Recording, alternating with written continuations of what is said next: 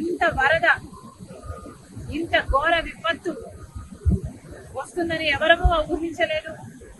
కానీ rainy season అంటేనే rains వచ్చే సీజన్ కాబట్టి వీలైనంత వరకు ప్రికాషనరీగా ముందుకు ముందే ప్రభుత్వాలు, అధికారులు ఆలోచన చేసి డ్యామేజ్ కంట్రోల్ మోడ్లోనే రైనీ సీజన్ మొదలు నుంచి ఉండాలని కాంగ్రెస్ పార్టీ కోరుతుంది. ఇంత వరద, ఇంత ఘోర విపత్తు వస్తుందని ఎవరూ ఊహించలేదు.